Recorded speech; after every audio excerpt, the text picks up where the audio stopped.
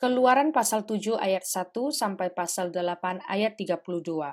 Berfirmanlah Tuhan kepada Musa, "Lihat, aku mengangkat engkau sebagai Allah bagi Firaun, dan Harun, abangmu akan menjadi nabimu. Engkau harus mengatakan segala yang kuperintahkan kepadamu, dan Harun, abangmu, harus berbicara kepada Firaun, supaya dibiarkannya orang Israel itu pergi dari negerinya.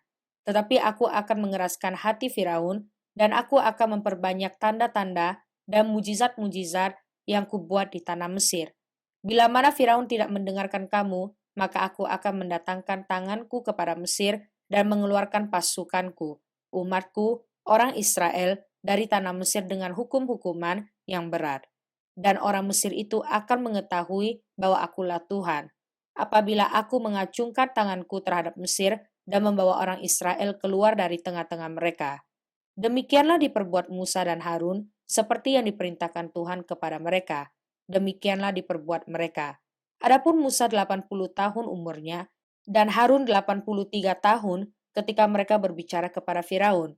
Dan Tuhan berfirman kepada Musa dan Harun, "Apabila Firaun berkata kepada kamu, tunjukkanlah suatu mukjizat, maka haruslah kau katakan kepada Harun, ambillah tongkatmu dan lemparkanlah itu di depan Firaun, maka tongkat itu akan menjadi ular."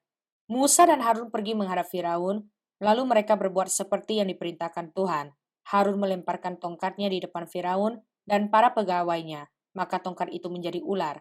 Kemudian Firaun pun memanggil orang-orang berilmu dan ahli-ahli sihir, dan mereka pun, ahli-ahli Mesir itu, membuat yang demikian juga dengan ilmu mantera mereka. Masing-masing mereka melemparkan tongkatnya, dan tongkat-tongkat itu menjadi ular. Tetapi tongkat Harun menelan tongkat-tongkat mereka. Tetapi hati Firaun berkeras sehingga tidak mau mendengarkan mereka keduanya, seperti yang telah difirmankan Tuhan. Berfirmanlah Tuhan kepada Musa, "Firaun berkeras hati, ia menolak membiarkan bangsa itu pergi. Pergilah kepada Firaun pada waktu pagi, pada waktu biasanya ia keluar ke sungai.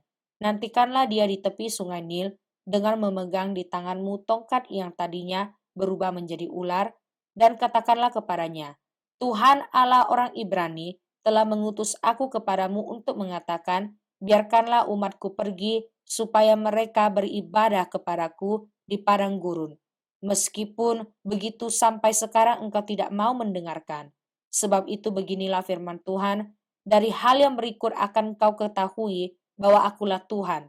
Lihat, dengan tongkat yang ada di tanganku ini akan kupukul air yang di sungai Nil, dan air itu akan berubah menjadi darah, dan ikan yang dalam sungai Nil akan mati, sehingga sungai Nil akan berbau busuk, maka orang Mesir akan segan meminum air dari sungai Nil ini. Tuhan berfirman kepada Musa, katakanlah kepada Harun, ambillah tongkatmu, ulurkanlah tanganmu ke atas segala air orang Mesir, ke atas sungai, selokan, kolam, dan ke atas segala kumpulan air yang ada pada mereka, supaya semuanya menjadi darah, dan akan ada darah di seluruh tanah Mesir, bahkan dalam wadah kayu dan wadah batu. Demikianlah Musa dan Harun berbuat seperti yang difirmankan Tuhan. Diangkatnya tongkat itu dan dipukulkannya kepada air yang di sungai Nil, di depan mata Firaun dan pegawai-pegawainya. Maka seluruh air yang di sungai Nil berubah menjadi darah, matilah ikan di sungai Nil, sehingga sungai Nil itu berbau busuk, dan orang Mesir tidak dapat meminum air dari sungai Nil. Dan di seluruh tanah Mesir ada darah. Tetapi para ahli Mesir membuat yang demikian juga dengan ilmu-ilmu mantera mereka, sehingga hati Firaun berkeras dan ia tidak mau mendengarkan mereka keduanya seperti yang telah difirmankan Tuhan.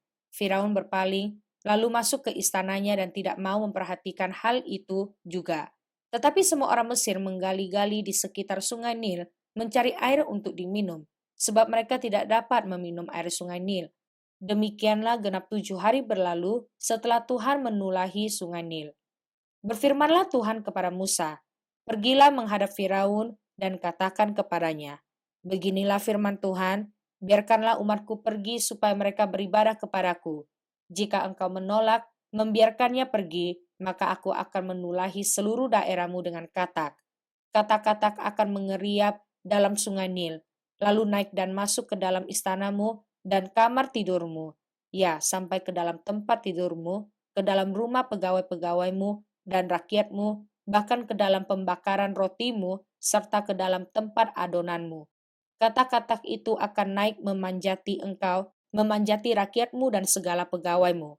Berfirmanlah Tuhan kepada Musa, katakanlah kepada Harun, ulurkanlah tanganmu dengan tongkatmu ke atas sungai, ke atas selokan, dan ke atas kolam, dan buatlah katak-katak bermunculan meliputi tanah Mesir. Lalu Harun mengulurkan tangannya ke atas segala air di Mesir.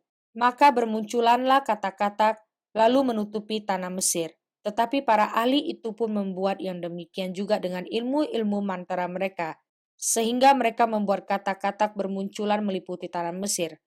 Kemudian Firaun memanggil Musa dan Harun, serta berkata, berdoalah kepada Tuhan supaya dijauhkannya katak-katak itu daripadaku dan daripada rakyatku. Maka aku akan membiarkan bangsa itu pergi, supaya mereka mempersembahkan korban kepada Tuhan. Kata Musa kepada Firaun, silakanlah Tuanku katakan kepadaku, bila aku akan berdoa untukmu, untuk pegawaimu dan rakyatmu, supaya katak-katak itu dilenyapkan daripadamu dan dari rumah-rumahmu, dan hanya tinggal di sungai Nil saja. Katanya, besok. Lalu kata Musa, jadilah seperti katamu itu, supaya Tuanku mengetahui bahwa tidak ada yang seperti Tuhan Allah kami.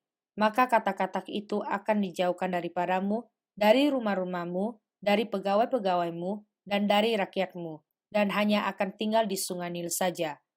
Lalu Musa dan Harun keluar meninggalkan Firaun, dan Musa berseru kepada Tuhan karena kata-kata yang didatangkannya kepada Firaun. Dan Tuhan melakukan seperti yang dikatakan Musa, sehingga kata-kata itu mati lenyap dari rumah, dari halaman, dan dari ladang. Dikumpulkan oranglah bangkai-bangkainya bertumpuk-tumpuk, sehingga tanah itu berbau busuk. Tetapi ketika Firaun melihat bahwa telah terasa kelegaan, ia tetap berkeras hati, dan tidak mau mendengarkan mereka keduanya, seperti yang telah difirmankan Tuhan. Berfirmanlah Tuhan kepada Musa, katakanlah kepada Harun, ulurkanlah tongkatmu dan pukulkanlah itu ke debu tanah, maka debu itu akan menjadi nyamuk di seluruh tanah Mesir. Lalu mereka berbuat demikian, Harun mengulurkan tangannya dengan tongkatnya dan memukulkannya ke debu tanah. Maka nyamuk-nyamuk itu hinggap pada manusia dan para binatang. Segala debu tanah menjadi nyamuk di seluruh tanah Mesir. Para ahli itu pun membuat yang demikian juga dengan ilmu-ilmu manteranya untuk mengadakan nyamuk-nyamuk, tetapi mereka tidak dapat. Demikianlah nyamuk-nyamuk itu hingga pada manusia dan pada binatang. Lalu berkatalah para ahli itu kepada Firaun, inilah tangan Allah. Tetapi hati Firaun berkeras dan ia tidak mau mendengarkan mereka, seperti yang telah difirmankan Tuhan. Berfirmanlah Tuhan kepada Musa, bangunlah pagi-pagi dan berdirilah menantikan Firaun pada waktu biasanya ia keluar ke sungai, dan katakanlah kepadanya, beginilah firman Tuhan, biarkanlah umatku pergi supaya mereka beribadah kepadaku. Sebab jika engkau tidak membiarkan umatku itu pergi, maka aku akan melepaskan pikat terhadap engkau, terhadap pegawai-pegawaimu, rakyatmu dan rumah-rumahmu, sehingga rumah-rumah orang Mesir bahkan tanah di mana mereka berdiri akan penuh dengan pikat. Tetapi pada hari itu aku akan mengecualikan tanah Goshen di mana umatku tinggal, sehingga di sana tidak ada terdapat pikat, supaya engkau mengetahui bahwa aku, Tuhan, ada di negeri ini. Sebab aku akan mengadakan perbedaan antara umatku dan bangsamu. Besok tanda mujizat ini akan terjadi. Tuhan berbuat demikian, maka datanglah banyak-banyak pikat ke dalam istana Firaun dan ke dalam rumah pegawai-pegawainya dan ke seluruh tanah Mesir. Negeri itu menderita karena pikat itu. Lalu Firaun memanggil Musa dan Harun serta berkata, pergilah persembahkanlah korban kepada Allahmu di negeri ini. Tetapi Musa berkata, tidak mungkin kami berbuat demikian, sebab korban yang akan kami persembahkan kepada Tuhan Allah kami adalah kekejian bagi orang Mesir. Apabila kami mempersembahkan korban yang menjadi kekejian bagi orang Mesir itu di depan mata mereka, tidakkah mereka akan melempari kami dengan batu? Kami harus pergi ke padang gurun 3 hari perjalanan jauhnya untuk mempersembahkan korban kepada Tuhan Allah kami seperti yang difirmankannya kepada kami. Lalu kata Firaun, baik, aku akan membiarkan kamu pergi untuk mempersembahkan korban kepada Tuhan Allahmu di padang gurun. Hanya janganlah kamu pergi terlalu jauh, berdoalah untuk aku. Lalu kata Musa, sekarang aku keluar meninggalkan tuanku dan akan berdoa kepada Tuhan, maka pikat itu akan dijauhkan besok dari Firaun, dari pegawai-pegawainya dan rakyatnya. Hanya janganlah Firaun berlaku curang lagi dengan tidak membiarkan bangsa itu pergi untuk mempersembahkan korban kepada Tuhan. Sesudah itu, keluarlah Musa meninggalkan Firaun, lalu berdoa kepada Tuhan. Dan Tuhan membuat seperti yang dikatakan Musa, pikat itu dijauhkannya dari Firaun, dari pegawai-pegawainya dan rakyatnya. Seekor pun tidak ada yang tinggal. Tetapi sekali ini pun Firaun tetap berkeras hati, ia tidak membiarkan bangsa itu pergi. Mazmur pasal 18 ayat 8 sampai ayat 13. Lalu goyang dan goncanglah bumi dan dasar-dasar gunung gemetar dan goyang. Oleh karena menyala-nyala murkanya, asap membumbung dari hidungnya, api menjilat keluar dari mulutnya, bara menyala keluar daripadanya. Ia menekukkan langit, lalu turun, kekelaman ada di bawah kakinya. Ia mengendarai kerub, lalu terbang, dan melayang di atas sayap angin. Ia membuat kegelapan di sekelilingnya menjadi persembunyiannya, ya, menjadi pondoknya. Air hujan yang gelap, awan yang tebal, karena sinar di hadapannya hilanglah awan-awannya bersama hujan es dan bara api. Amsal pasal 3 ayat 33 sampai ayat 35. Kutuk Tuhan ada di dalam rumah orang fasik, tetapi tempat kediaman orang benar diberkatinya. Apabila ia menghadapi pencemooh, maka ia pun mencemooh, tetapi orang yang rendah hati dikasihaninya. Orang yang bijak akan mewarisi kehormatan, tetapi orang yang bebal akan menerima cemooh. Matius pasal 21 ayat 12 sampai ayat 27.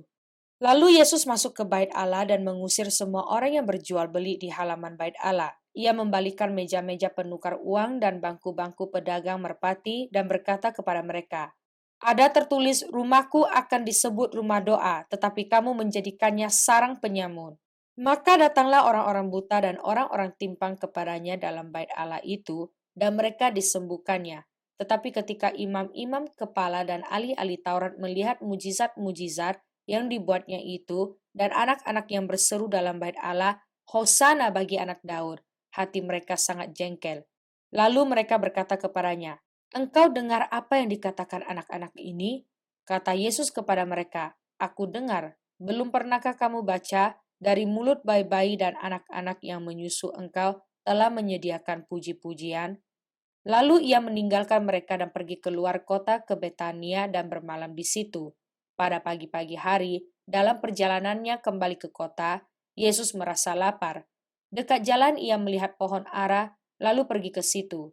Tetapi ia tidak mendapat apa-apa pada pohon itu selain daun-daun saja. Katanya kepada pohon itu, "Engkau tidak akan berbuah lagi selama-lamanya."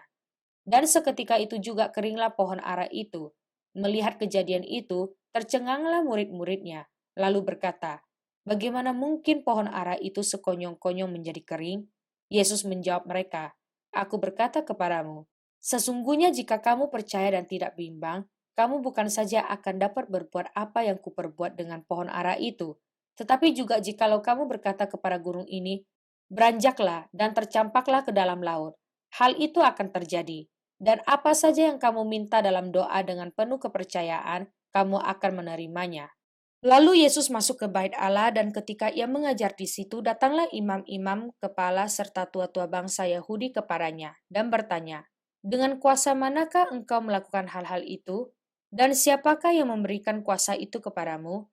Jawab Yesus kepada mereka, "Aku juga akan mengajukan satu pertanyaan kepadamu, dan jikalau kamu memberi jawabnya kepadaku, aku akan mengatakan juga kepadamu dengan kuasa manakah aku melakukan hal-hal itu. Dari manakah baptisan Yohanes? Dari sorga atau dari manusia?" Mereka memperbincangkannya di antara mereka dan berkata, "Jikalau kita katakan dari sorga, ia akan berkata kepada kita, 'Kalau begitu, mengapakah kamu tidak percaya kepadanya?' Tetapi jikalau kita katakan dari manusia, kita takut kepada orang banyak, sebab semua orang menganggap Yohanes ini nabi." Lalu mereka menjawab Yesus, "Kami tidak tahu." Dan Yesus pun berkata kepada mereka, "Jika demikian, aku juga tidak mengatakan kepadamu dengan kuasa manakah aku melakukan hal-hal itu."